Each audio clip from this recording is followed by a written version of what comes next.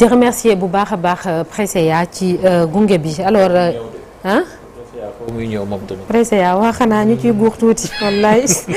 parfois moom dañuy am hypoglycémie ci subateel si fii xiif duñu rey ah. man xiifuma kon baax na daanaka yow yéen bu fi Ablaye Cissé ñëwul di ñu xeetali par fajar gi duñu lekk. En tout cas Abdoulaye Cissé j'espère que di nga ñëw suba. Inch'Allah ak sa boîte boobu Ablaye nga Chine avec ta boîte magique Ablaye n'est pas là. mu nga Chine pour yàlla baax na donc mu ngi ca délégation premier ministre baag waa APEX. ah oui c'est bien ça. léegi dañuy yóbbu journaliste yi léegi. ci tukki yi wala. nañu yóbbu kay wala Ablaye moo demal boppam. ayca ñu egsi ci jàngat bi Alaaji Daouda Mine ma nuyuwaat la wala nga nuyu téléspectateurs yi nga xam ne ñoom ñoo ñu jël jamono ji Abdoulaye Daouda Mine. waaw jërëjëf soxna Naata maa ngi lay nuyuwaat bu baax di nuyuwaat sama naataango yu ma bokk plateau bi di nuyuwaat téléspectateur yu TFM di am yaakaar que ni lépp luñ fa na jëriñ askan bi. jërëjëf Alaaji Daouda alors tey jii li ñu bëgg a taxaw mooy mbirum Mame Mbaye Niang ak Ousmane Sonko ak examen rabat d'arrêt bi nga xamante ni ci weeru juillet bi incha allah yàggatul dara lañ ko fas yéene examen sëgg ci yëf yi nag mi ngi tàmbali ci atum 2023 bi nga xam ne moom Mame Mbaye Niang dafa jëloon Ousmane Sonko yóbbu ko ci wàllu yoon di ko toppee ci wàllum diffamation ginnaaw si bañ ko tegee ay daan ñu dem cour d'appel ñu confirmer daanaka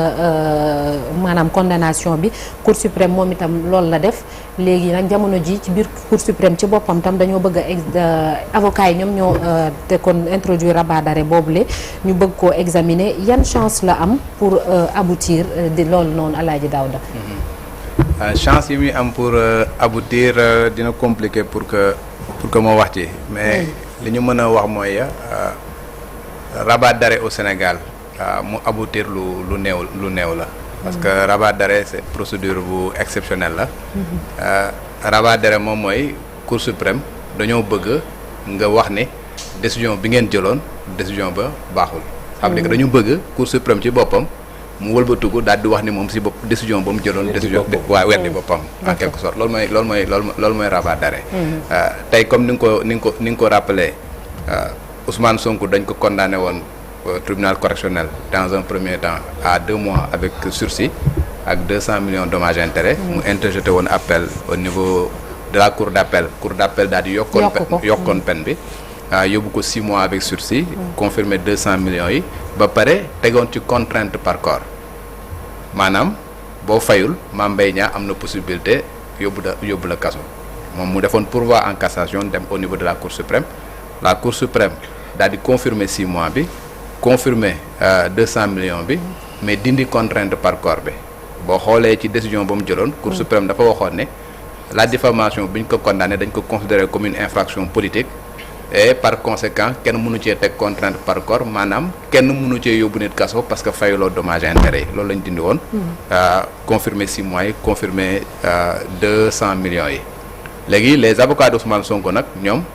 dañu demandé woon rabat d'arrêt rabat d'arrêt boo xoolee ci sunu texte bi nga xamante ne moom moo consacré la Cour suprême muy la loi 2017-09 du 17 janvier 2017 dafa wax ne décision yi nga xamante ne Cour suprême daf koy jël ci article 51 bi décision yi Cour suprême di jël kenn mënu koo attaquer c'est insusceptible de recours bu dul ñett yi su fekkee ne dafa am erreur matérielle bu ñu war a rectifier mën nga ko demander su fekkee ne également dafa am moyen bu ñu demandé woon à ce que Cour suprême addu ci mën nga def rabat d'arrêt mais su fekkee ne également dafa am erreur de procédure bu nga xamante ne dafa impacter finalement décision bi nga xamante moom lañ jël mën nga def rabat d'arrêt donc li ngay jàpp mooy rabat d'arrêt boo koy introduire c'est parce que da nga jàpp que ni Cour suprême dafa def erreur ci procédure bi nag dem ba nga xamante ne moom moo occasionné ñu condamné la donc loolu ngay demander Cour suprême donc Cour suprême da nga ne ko dañoo bëgg nga wax ne yow la nga décidé am na erreur bu nga xamante ne def nga ko te erreur boobu moom moo tax ba ñu confirmer peine 6 mois avec sursis ak 200 millions dommages et intérêts loolu mooy rabat d'arrêt bi lan la ci avocat yi di jublu ñoom dinañ def seen requête et que requête yooyu ñoom moom la ñuy xool boo jëlee ci article 52 bu loi organique bu Cour suprême daf ne rabat d'arrêt boo ko déposé ce sont les chambres réunies ñoom ñooy àddu maanaam chambre bi nga xamante moom moo jëloon décision bi ak yeneen chambre yi nga xamante ñoo nekk Cour suprême dafa am 4 chambres au niveau de la Cour suprême ñooy réunir pour jël benn décision te ña nga xamante ne dañ participé woon ci jugement bale duñ ci bokk cette fois-ci léegi bu ko defee ñooñu ñoom bu ñu réunir daal di xool li nga xamante ne moom la avocat yi demandé xool ndax argument yi ñu teg yanu na maanaa su fekkee ne yanu na maanaa ñu jàpp ni loolu ñu demandé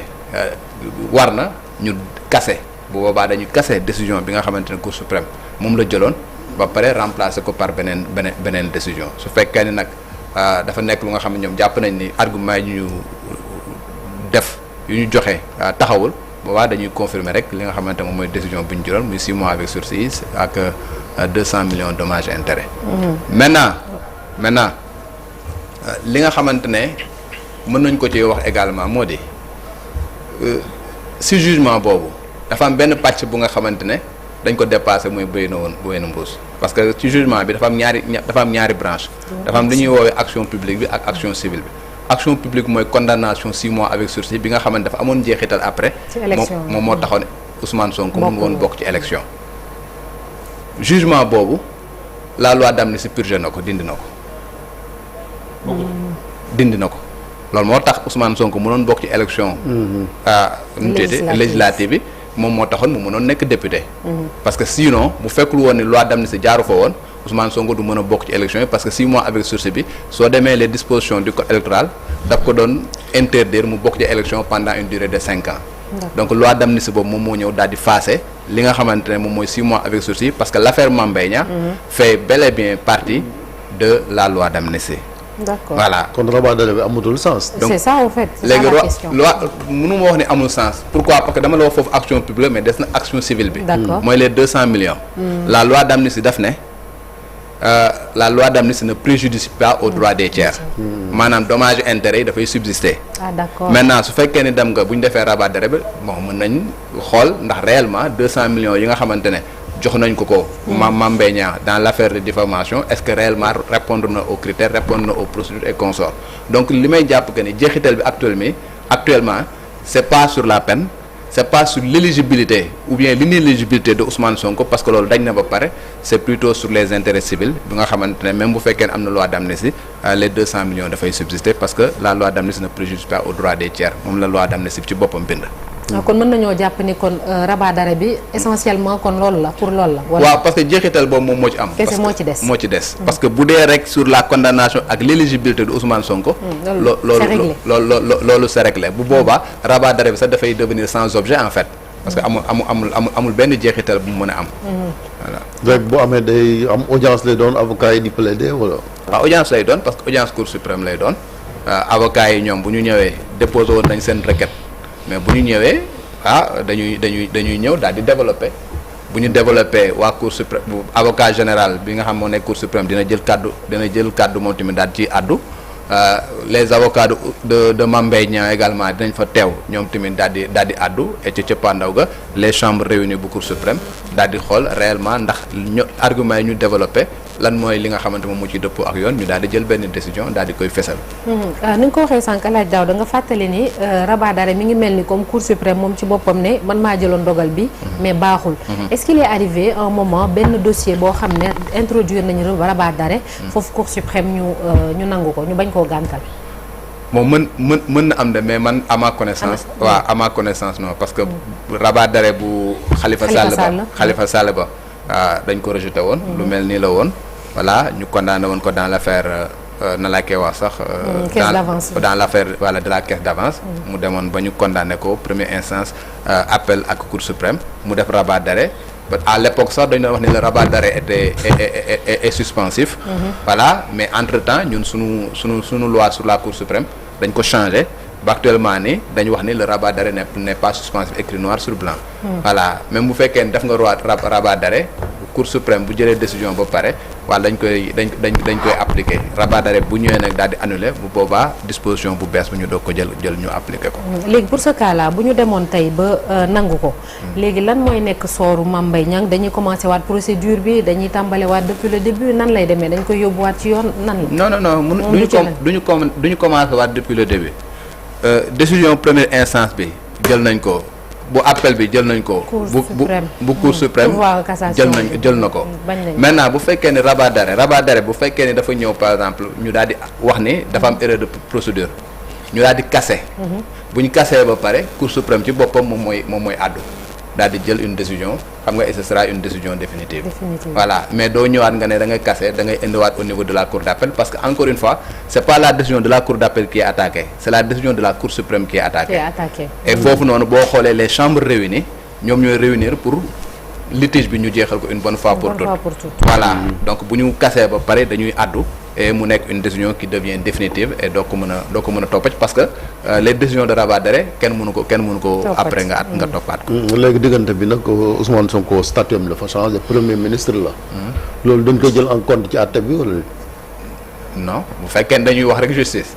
justice xamul premier ministre xamul kii ñëpp ay justiciable lañ. c'est un dossier judiciaire bu nga xamante ne moom moo fa dem. nit ki ay argument am lay ñëw développé ñi nga xamante ne ñooy beneen partie bi développé ay argument justice bi daal di rendre décision en fonction des arguments qui ont été développés. Donc la personnalité d'une personne que mu nekk le président que mu nekk le premier ministre ne doit pas véritablement impacter ci li nga xamante ne moom mooy décision bi c'est pas parce qu'il est premier ministre que moom dafa war a am poids bu nga xamante ne daf koy am ci procédure bi donc ñëpp tous les justiciables sont égaux devant la loi. Et par conséquent dëgg yàlla c'est pas que Ousmane Sonko la dafa changer statut wala Mame Mbaye Niang léegi mu ngi ci opposition bi que dafa war a am lu nga xamante ne daf koy impacter. Donc fii privilège juridiction du fi compter. Non y a pas de privilège de juridiction bii c'est un dossier pénal bu nga xamante ne dañ porté woon plainte Mame Mbaye Niang dafa porté woon plainte boo xoolee la chambre pénale bu cour suprême moom moo ci àddu woon boo xoolee cour suprême dafa am ñeenti chambre xam nga dafa am une chambre administrative am une chambre sociale xam nga am une chambre pénale voilà ak voilà administrative ak une chambre civile voilà donc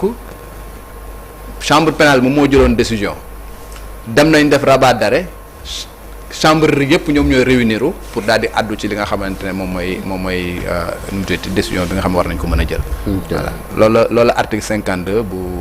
la loi sur la cour suprême dogal. donc xelu ñeneen ñi mën naa dal ndax Ousmane Sonko nekkee élément juridique si dossier bu ni mel ñëpp jàpp nañ ne peut-être justice mën na trancher en faveur donc du premier ministre. Je ne pense pas dama ne la encore une fois procédure de rabat d'arrêt pour que cour suprême moom ci boppam daal di wax ni moom dafa juum lu exceptionnel la waxuma la rek au Sénégal mais à travers le monde les procédures de rabat d'arrêt c'est des procédures exceptionnelles que il faut que mu nekk une erreur manifeste une erreur de procédure manifeste bu nga xamante dafa impacter décision bi nga xamante moom la ñu mujj jël. Est-ce que dans l'affaire Mame Mbaye Niang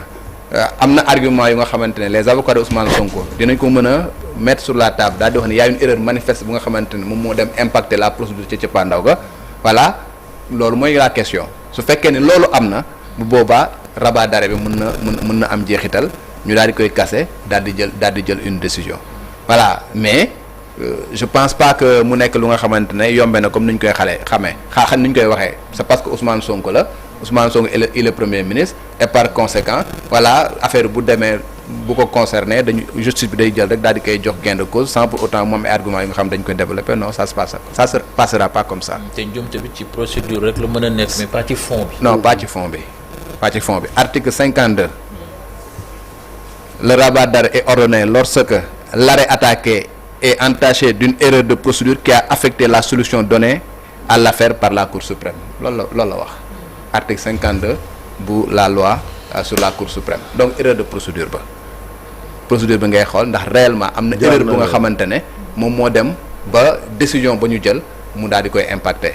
donc nag erreur de procédure boobu nag il faut que nga donner des arguments pour wane ni def ngeen procédure bi dëppawul ak yoon def ngeen procédure bi dëppal ak yoon et ci pandaw ga lii mooy li nga xamante ne moom la occasionné mooy condamné nañ ko 6 mois condamné nañ ko 200 millions et par conséquent il faut que ngeen dàq loolu. ban koy àtte justement ci Cour suprême sax l'actuel ministre de la justice moo nekkoon avocat général bi mooy l'affaire Mame Mbaye Niang ak Sonko ñoom. waaw boobu moom moo yéegoon boo xoolee par exemple foofu noonu lañ defoon les arguments selon lesquels que ni contrainte par corps waruñu ko appliquer. Effectivement parce que cour d'appel comme ni ma waxee non seulement dañ confirmé woon 6 mois yi confirmé 200 millions yi mais dañ ci tegoon contrainte par corps maanaam yow mi boo fayul 200 millions yi. Mame Mbaye Niang am na possibilité yóbbu la kaso. mais bañ demee au niveau de la cour d'appel effectivement les arguments qui ont été développés et Ousmane Diagne avocat daal di koy confirmer que ni la diffamation dañ ko considérer comme une infraction politique. et loolu depuis un arrêt bu nga xamante ne dans l'affaire Mimran ak Groupe Sud. pour diffamation foofu la ko Cour suprême daal di jugé woon ñoo ne la diffamation est considérée comme une infraction politique et par conséquent une infraction politique kenn mënu ci def contrainte par corps maanaam kenn mënul yóbbu kaso pour une infraction politique kenn mënul yóbbu nit kaso pour une infraction bu nga xamante ne infraction politique nga exécuter la contrainte par corps comprendre nga léegi nag loolu nag moom la Cour suprême daal di décider woon daal di dindi li ñuy woowee contrainte par corps moom moo tax tey jii ci décision bi nga xamante moom moo am 6 mois la 200 millions mais amul contrainte par corps maanaam en aucun cas Mame Mbaye Niang mënul yóbbu Ousmane Sonko kaso parce que fayu ko dommage intérêt bi nga xamante ne moom lañ ko condamné. merci beaucoup merci Alaaji Daouda ci jàngat bi jërëjëf alors léegi dañuy egsi ci ponk bu mujj suñu